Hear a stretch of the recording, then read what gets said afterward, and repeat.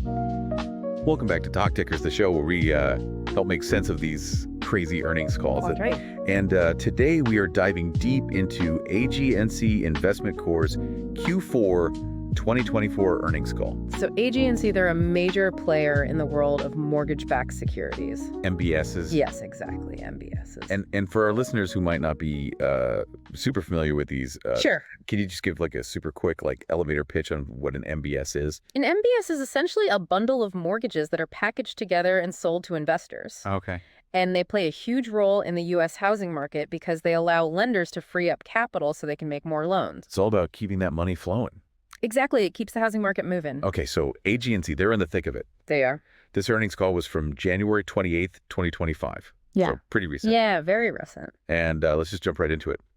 They reported a comprehensive loss of 0.11 cents per common share for Q4 2024. Yeah, that's not great news for investors. No, not at all. But hold on, because the full year economic return was a positive 13.2%. So how does that work? How do you have a loss in one quarter, Yeah.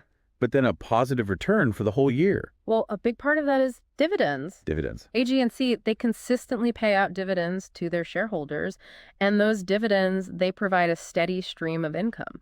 So even if there's a little bit of a dip in one quarter, Right. Exactly. you're still getting that nice little bonus from owning those shares. Exactly. Think of it as a little reward for being a shareholder. I like rewards. We all do. So, okay, dividends are important, but what else should we be looking at when we're trying to understand AGNC's performance? Well, one key metric is tangible net book value. Tangible net book value. Yeah, it sounds complicated, but it's actually pretty simple. Okay, break it down for me. It's essentially what the company would be worth if they sold off all their assets. Everything. Everything paid off all their debts Okay. and what's left over. Got it. And the good news here is AGNC's tangible net book value is up about 1% for January. So they're starting the year strong. Yeah, they're starting off on the right foot. So a bit of a mixed bag for Q4, but some positive signs for the full year and the start of 2025. Exactly. But what do these numbers actually tell us about the bigger picture? Well, that's where the real analysis comes in. All right, let's analyze. These numbers are clues. They can help us understand what's happening in the economy. Okay, I like a good mystery. So let's take the Fed, for example. Yeah, the Federal Reserve. They've cut rates by a full percentage point since September. Wow, that's a big move. They're trying to stimulate the economy, encourage borrowing and spending. So cheaper borrowing equals more spending equals economic growth. In theory, yeah. In theory, okay. But here's where things get a little tricky. Oh. Despite those rate cuts, long-term interest rates, like the 30-year mortgage rate, Oh, boy. they're actually going up nearing 7% again. That doesn't sound good for anyone looking to buy a house. No, it's a concern for sure. It impacts housing affordability, and it also affects the value of AGNC's mortgage portfolio. It's all connected. It is. All right, let's talk about AGNC's strategy then. Okay. They issued $2 billion in common stock last year, They did. all at a premium to book value. What does that even mean? So issuing stock at a premium means they're selling shares for a higher price than their current book value per share.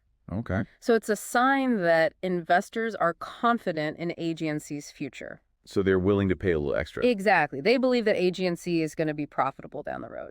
So they're playing the long game here. They are. Okay, what else did we see in terms of their strategy? Well, their average leverage remains steady at 7.2 times tangible equity. Leverage. Now, that's a word that can make some people nervous. It can be a little scary. Can you just break it down for us? What does it mean in this context? Sure. Leverage is essentially using borrowed money to amplify potential returns. So it's like a high-stakes game. It can be, but it can also be a powerful tool if it's used carefully. Okay, so AGNC is walking that tightrope. They are, and the fact that their leverage remains steady suggests they're managing their risk. It's not getting too greedy. Exactly. Now, speaking of managing risk, Yeah. AGNC has a pretty impressive cash cushion, right?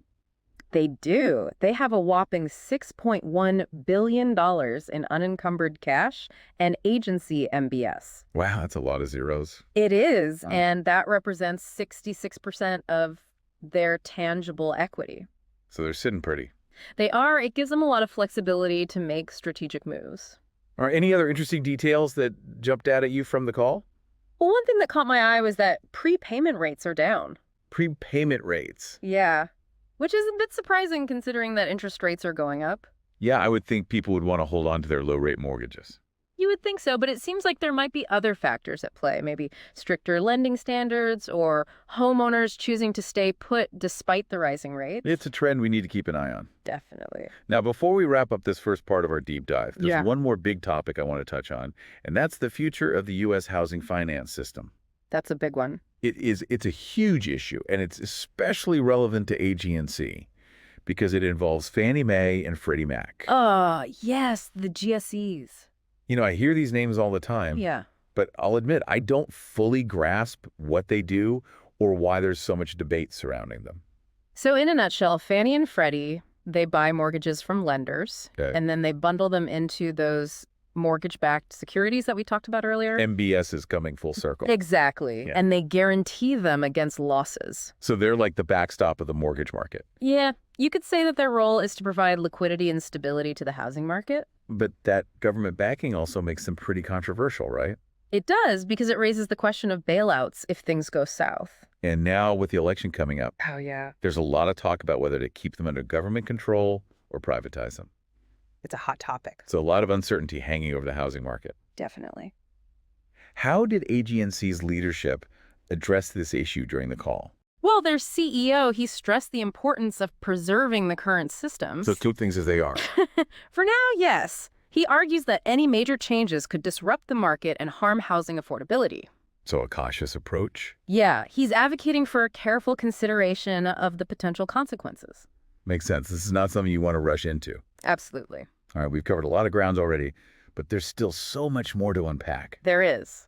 We'll be back in just a moment to continue our deep dive into AGNC's Q4 2024 earnings call. Yeah, it's a lot to think about, isn't it? It really is, and it just shows how, we start with these numbers on a page, but it quickly expands to like these big picture Yeah.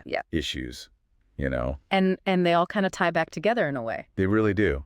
They really, and speaking of tying back together, Yeah. I want to go back to something we touched on earlier, Yeah. which is the whole discussion around interest rates Oh, yeah. and spreads, The because spread. I think those are two terms that get thrown around a lot. Yeah, they're essential in finance. But maybe not everyone fully understands what they mean or how they relate to AGNC. So let's do a little refresher. Okay, refresh my memory. So at their most basic interest rates, they represent the cost of borrowing money. Okay. So when interest rates go up, borrowing becomes more expensive. Which makes it harder for businesses to invest. Exactly. And it can slow down economic growth. So it's a balancing act for the Fed, right? It's a tough job they have to try to keep inflation under control, Right. but also encourage economic growth. And interest rates are one of their main tools. Exactly. Okay, so we've got interest rates, but then there's also this word spreads. Yes, spreads. What are spreads? So spreads, they refer to the difference between two interest rates. Okay. So for a company like AGNC, a key spread is the difference between the interest rates they earn on their mortgage-backed securities Okay. and the interest rates they pay on their own borrowings. Oh, I see. So it's all about the margin, the profit. Exactly. The wider the spread, the more profitable AGNC can be. But like we've been discussing, spreads can be affected by so many different things. The Fed's actions, the overall economy. Investor sentiment. Yeah, absolutely. It's a lot to keep track of. And that's why those analysts were grilling AGNC's management about their hedging strategy. Yes, hedging. Because, so important. Hedging, it's like that insurance policy. Exactly. It helps mitigate risk. Right. And they were particularly interested in AGNC's use of treasuries versus swaps. Two very different approaches to hedging. Can we just break down like what each of those entail? Like how does hedging with treasuries work? Sure. So remember we talked about treasuries being those safe haven assets? Super safe. When the market gets volatile investors, they run to treasuries, which drives up their price. Okay. So AGNC can use treasuries to offset potential losses in their mortgage portfolio. So it's like a counterbalance. Yeah, exactly. Okay, what about swaps then? Swaps, they're a bit more complex. Basically, it's an agreement where two parties, they exchange cash flows based on different interest rates. I've already lost.